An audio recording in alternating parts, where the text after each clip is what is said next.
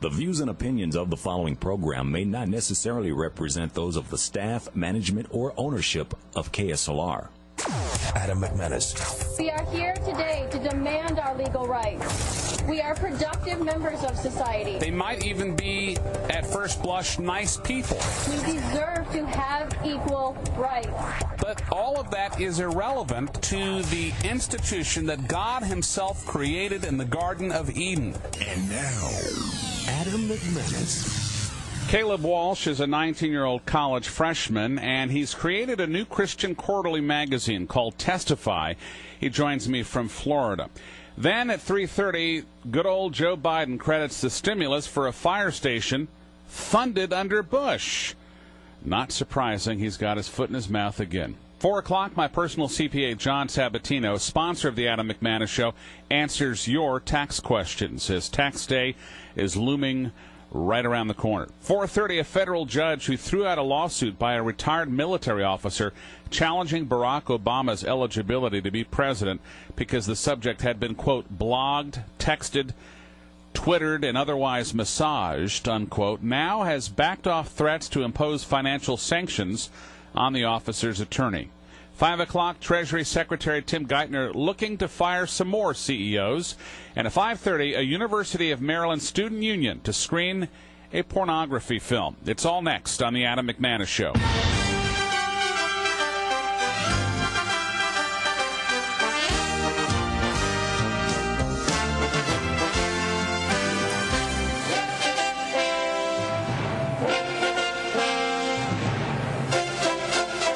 Welcome into another daily edition of KSLR's Call-In Talk Show. I'm Adam McManus here weekdays 3 to 6, reclaiming the culture without apology, delivering talk radio with guts, and empowering you to take a stand. Phone number if you'd like to chat, 340-9585. That's 340-9585. Toll free, 877-630 KSLR, 877-630 KSLR. Caleb Walsh, my first guest. He is the creator of a new Christian quarterly called Testify, and you can certainly learn more at the website testifymag.com. $20 a year. Joins us on the line from Florida. What prompted you to put this together? Adam, I tell you what, I created this magazine. It focuses on the power of the individual, and I saw that it's an American tradition. Magazines are part of an American tradition, and for the most part, they focus on characters that are all about their image, and it's no deeper than that. Your cover, this debut issue, features Greg Harris, who is considered by many to be thought of as the grandfather of the modern-day homeschool movement of America. Yeah. Tell me about that cover story.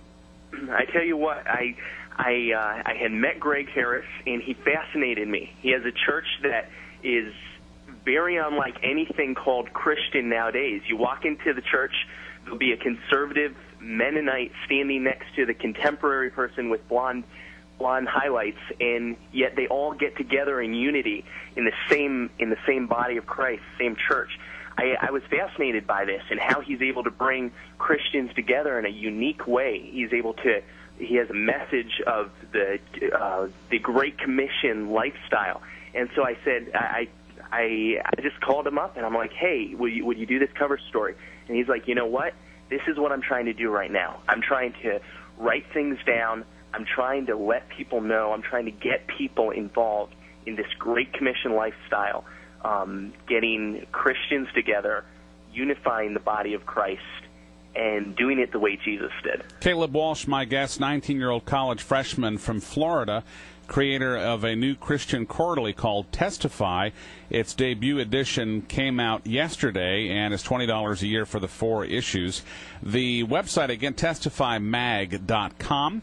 It's testifymag.com. If you'd like to call with a question or comment, Caleb Walsh would be glad to entertain those at 340-9585 here in San Antonio, 340-9585, and toll-free 877-630 KSLR, 877-630 KSLR. Greg Harris has 3 pretty famous sons, doesn't he? Yeah, he does. Who are they? He has Joshua Harris, who probably most people in their upper 20s, early 30s would know of. He created a book called Kiss Dating Goodbye and several other follow-ups that dealt with relationships, focusing on relationships. I think it was more specifically entitled I Kiss Dating Goodbye. Yeah, that would make sense. It was. And I'll tell you, that caused quite a firestorm of controversy within a number of the singles groups that I participated in at that moment before I was married. And then his younger two sons, who are they and what have they done? I tell you what, they have done, his younger two sons, they started out with a blog called TheRevolution.com, and then they went on to create the book with a foreword by Chuck Norris called Do Hard Things. These two, they're twins, Alex and Brett Harris, and these guys are dynamic Christian guys, and I happen to, we were working along on a lot of the same teams during the Huckabee campaign, during the presidential campaign, helping out together on that. And we really met up during that, and I was inspired by their book, and the whole family's this dynamic family that's living the message they speak, so to speak. I have had the honor of interviewing both of them at least twice for their book, Do Hard Things. I was inspired as well, and I thought to myself, I wish this book had been out when I was 13, and maybe I would have accomplished a lot more by the ripe old age of 42. Did their specific book and perhaps a seminar of theirs that you might have attended inspire you to start this magazine, Testify? I tell you what, it did in the sense that I read their book, and it pushed a completely different idea. It's like, what are these teenage years that it's all about, you go to your social groups, this, that. Their book, to me, when I read their book, it was do something now. You've got an idea, do it now. Go out there, change your world today, because there's not a promise about tomorrow. It's just about right here, and you make a difference today while you're living, while you're breathing. And so, to me, it funded it inspired a whole new vision in my mind to do things like this magazine, to do, just various projects in my mind. So I could definitely say this was quite the backing behind getting involved with this magazine, and obviously picking their father as the cover story. How many pages is the debut issue? See, I tell you what, it's a short. It's got 12 pages from cover to cover. It's got broken up into a few sections. We've got a style section from a girl named Krista Taylor. She's a renowned stylist who creates unique styles for girls, and I believe she's ventured with men's clothing as well.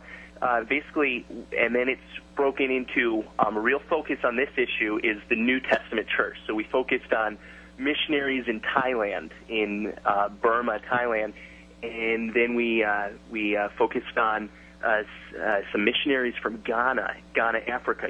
We take these stories that are unique, that people really don't hear about every day.